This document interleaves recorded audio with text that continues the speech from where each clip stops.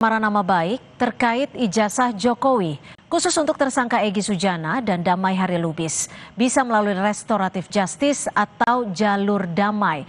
Kita bahas bersama kuasa hukum Roy CS, yang juga kuasa hukum Rismond dan juga Tifa, Bung Refli Harun yang sudah bergabung bersama kami di studio, serta Ketua Indonesia Police Watch, Pak Sugeng Teguh Santoso yang sudah bergabung bersama kami melalui sambungan Zoom. Selamat petang Bang Refli, selamat petang Pak Sugeng. Selamat petang Mbak Cindy dan Bang Refli. Baik, terima kasih. Terima kasih sudah bergabung bersama kami di Kompas Petang. Bang Refli, Anda kan pernah mengatakan bahwa restoratif justice ini tidak mungkin dilakukan. Betul seperti itu? Apa alasannya Anda bisa mengatakan seperti itu? Saya disclaimer dulu ya, saya penasihat hukumnya atau kuasa hukumnya Roy Suryo, Dr. Tifa dan Rismond. Bertiga itu saja, tidak Egy Sujana, tidak Damai Hari Lubis. Dan tidak yang lain juga, itu penting ya, saya disclaimer. Dan kita tergabung dalam Bala RT, Barisan Pembela Roy, Rismond dan Tifa, yang sekarang ini kita ke press conference di Polda Metro Jaya, dan klaster 2 ini yang kemudian dilimpahkan kan, sementara klaster 1 diperiksa saja belum. Makanya kita bicara, ini ada unequality before the law ya, ada ketidaksamaan di depan hukum ya. Satu cepat banget, satunya bahkan diperiksa saja sebagai tersangka belum. Nah, begini, restoratif justice itu dalam hukum pidana memang didorong. Tetapi untuk tindak pidana yang ancaman hukumannya ya maksimal 5 tahun saja. Jadi kategorinya tindak pidana ringan lah, menengah ringan gitu. Tapi kalau yang berat itu theoretically itu nggak bisa secara teoritis, itu satu ya. Kita tahu bahwa Egy Sujana dan Damai Hari Lubis ini seperti klaster 1 lainnya, selain kena pasal-pasal dengan ancaman hukuman rendah 4 tahun, 2 tahun, 9 bulan, kena ancaman hukuman yang 6 tahun, yaitu pasal tentang penyebaran kebencian dan pasal tentang provokasi. Ya, itu pertama Undang-Undang ITE, kedua Undang-Undang KUHP yang lama. Nah, karena itulah by theory harusnya tidak bisa. Itu satu. Tetapi kita tahulah, ini mohon maaf ya, menurut saya ini kan langkah kuda yang dilakukan pihak Pak Jokowi untuk memecah, ya kan? Memecah hubungan para tersangka maksud Anda? Iya, untuk memecah aliansi yang kompak di para tersangka ini. Kan masalahnya kan jelas. Masalahnya adalah soal tudingan bahwa ijazah Pak Jokowi yang digunakan yang paling penting dalam pemilihan wali kota, gubernur, presiden 2 kali periode itu adalah ijazah palsu. Dan kita ya sudah melihat tuh, sudah mendengarai dari 6 versi ijazah yang keluar itu beda-beda. 6 versi itu KPUD 3, kemudian Dian Sandi 1, kemudian Dirtipidum tanggal 22 Mei 1, dan terakhir DGPK, gelar perkara khusus tanggal 15. Itu beda, kita bisa buktikan itu beda. Ada data-datanya. Semua lampiran ijazah yang dilampirkan berbeda-beda? Berbeda-beda. Bedanya dalam bentuk apa nih? Walaupun ada yang sama. Gini, contoh ya, yang namanya embos-embosan sama watermark itu baru keluarnya di GPK tanggal 15 Desember. Itu aja satu-satu clue-nya misalnya. Baik, sebelumnya kita nggak pernah lihat tuh embos-embosan sama watermark di dalam versi. Jadi yang embos Anda lihatnya saat Anda taunya saat ditunjukkan gitu ya? Ya, embos-embosan kita bilang. Baik. Saya ke Pak Sugeng. Pak Sugeng, bagaimana Anda melihat ketika kita kembali ke pokok perkara ya, soal pencemaran nama baik? Apakah pengenaan pasal soal penghasutan ini sifatnya delik umum, itu bisa artinya bisa dihapus, bisa melalui restoratif justice? Kita kembali ya kepada pertama nih, politik hukum Indonesia di dalam tindak pidana itu telah bergerak kepada satu politik hukum yang lebih humanis ya.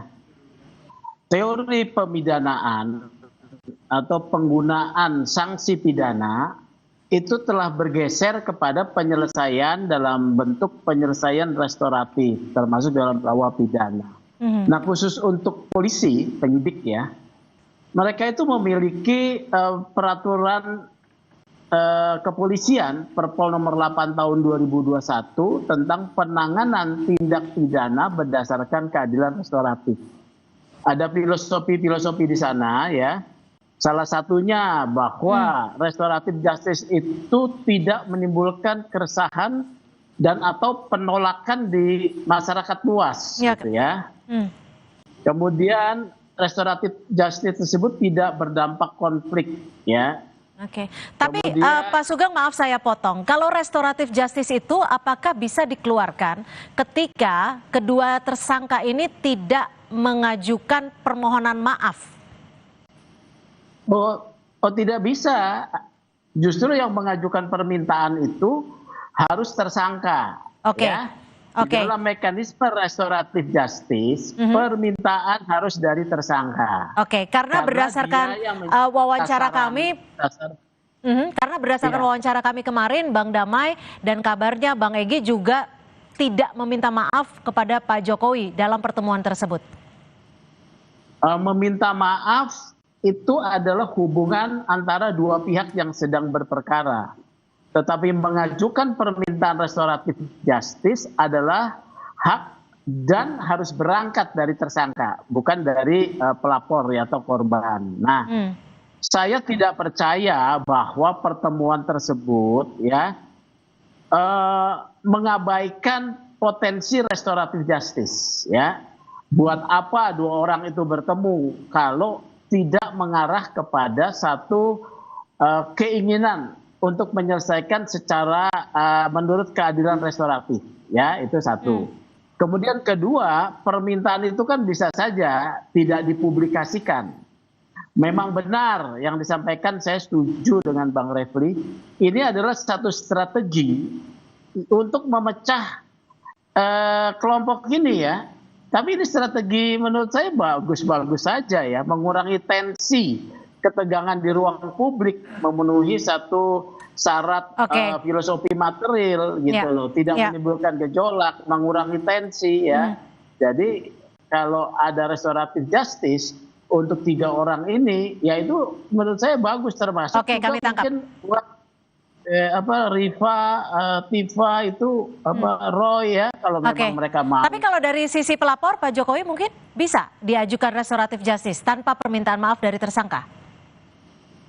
Harus dari tersangka dan ada pemulihan kerugian. Nah ya, pemulihan kerugian itu salah satunya kalau Anda mencemarkan nama orang dan tindakan itu Anda berangkat yang meminta, Anda harus minta maaf ya.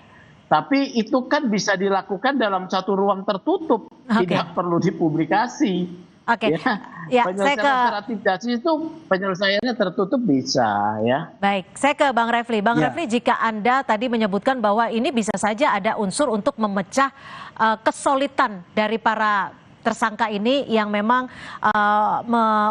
ini kan Pak Jokowi gitu ya. Apakah kasus ini menurut Anda merupakan politisasi dari hukum? Iya, of course. Jadi sebenarnya kalau kita bicara hukum ANSI ya, kasus ini tidak boleh ditindaklanjuti. Kenapa?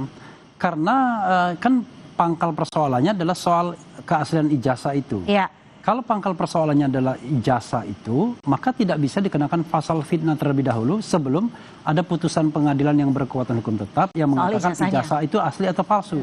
Dan itu putusannya dua ranahnya. Gugatan perdata yang masih berproses di Solo atau gugatan petun pengadilan tata usaha negara. Nah, selama itu belum ada, maka sebenarnya tidak bisa diproses harusnya. Tapi kan masalahnya adalah Polda Metro Jaya, penyidik Polda itu memproses ini. Coba gimana kita mengatakan misalnya bahwa Roy Suryo, Dr. Tifa, kemudian Rismon itu, saya menyebut 3 itu karena kuasa hukumnya. Ya. Dia melakukan pencemaran nama baik, melakukan fitnah, sementara barang yang dipersoalkan sendiri itu belum terbukti, belum proven. Jadi gini, kalau tidak ada dispute di pengadilan atau di ranah hukum, maka UGM berhak mengatakan asli atau tidak sebagai providernya yang mengeluarkan ijazah. Tapi begitu ada dispute di ranah hukum seperti ini, maka putusan pengadilan lah sebagai requirement, syarat untuk menjadi basis apakah itu fitnah atau pencemaran nama baik. Tapi kalau dari pihak Anda, ketiga klien Anda akan melakukan ataupun mengajukan RJ? Ya nggak mungkin lah. Karena tahapan yang awalnya belum selesai. Artinya RJ itu kan ada perasaan kita bersalah.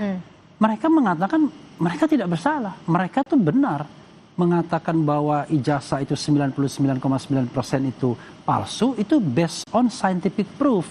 Bukan sekedar rasa tidak suka dan lain sebagainya. Dan itu sudah mereka bukukan sebagai pertanggungjawaban ilmiah mereka di buku Jokowi's White Paper.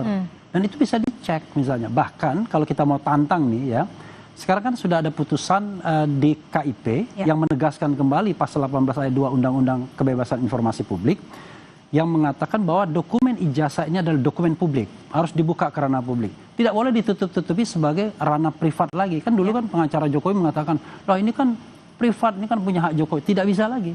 Karena sudah ada putusan dari KIP tersebut. Nah, dokumen publik inilah harus ditunjukkan ke publik whenever dia membutuhkannya. Berani nggak dipotret dengan resolusi tinggi, kemudian diteliti secara bersama-sama apakah yang ditunjukkan oleh Polda Metro Jaya penyidik pada tanggal 15 Desember itu asli atau sebenarnya baru buatan. Kami meyakini itu baru dibuat. Saya ke Pak Sugeng. Pak Sugeng, kalau menurut perspektif Anda, apakah dalam kasus ini, dalam berjalannya rentetan kasus yang bisa dikatakan cukup panjang ini, penyidik dari pihak kepolisian bisa menghentikan kasus sebelum peradilan? Dengan adanya restoratif justice. Betul ya, dengan penerbitan SP3 melalui satu proses tahapan yang ketat ya. Akan ada gelar perkara khusus ya, setelah ada permohonan dari tersangka, kemudian ada kesepakatan berdamai dengan pelapor ya, ada pemulihan kerugian kalau misalnya itu sisi pencemaran minta maaf ya.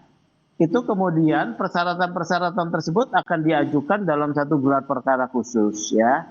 Kalau hasil gelar perkara khusus yang mengundang internal polisi dari Irwasum, dari Wasidik yang memimpin, kemudian dari Propam, terpenuhi syarat, bisa akan diterbitkan surat penghentian penyidikan ya. Dan ingat, restoratif justice itu tidak berarti seseorang itu mengaku bersalah. Karena status bersalah itu hanya ditentukan melalui putusan pengadilan, ya. Roy Suryo. Artinya kasusnya tetap lanjut. Kenapa? Artinya kasusnya tetap lanjut, perkaranya tetap lanjut. Tidak dong. Meminta Bagi maaf orang itu yang implisit, mengajukan. Orang meminta maaf. Jadi yang mengajukan permintaan restoratif justice itu tidak berlanjut. Kalau yang tidak mengajukan ya berlanjut untuk diproses. Di persidangan ya gitu. Saya bisa tambahkan sedikit. Ya, singkat saja Bang. Jadi sebenarnya begini ya, yang namanya ADR, Alternative Dispute Resolution, itu adalah sebuah paradigma yang memang didorong dalam penyelesaian kasus pidana. Tetapi memang itu untuk yang ancamannya 5 tahun ke bawah sebagai tindak pidana ringan. Kenapa? Negara ini terlalu besar bebannya kalau semua orang mau ke pengadilan, kan begitu. Karena itulah misalnya kalau delik aduan, maka sesungguhnya penyidik itu harus aktif mempertemukan kedua belah pihak agar mereka berdamai. Nah, yang jadi masalah adalah ketika Jokowi mengadu pada tanggal 30 April tersebut, itu tidak ada upaya untuk melakukan restoratif justice, mempertemukan kedua belah yang bertikai. Yang ada adalah entertaining. Hari itu mengadu, hari itu dibikin laporan polisinya. Dan baik, mohon maaf dan lain sebagainya. Waktu juga sudah habis, Pak Sugeng. Terima kasih. Tapi kami sudah tangkap apa yang jadi pembahasan kita pada sore hari ini. Terima kasih Pak Sugeng dari Ketua IPW dan juga Bang Refli Harun. Terima kasih. Dan tentunya kita masih menantikan pernyataan dari pihak penyidik kepolisian terkait dengan restoratif justice yang sedang diajukan. Terima kasih.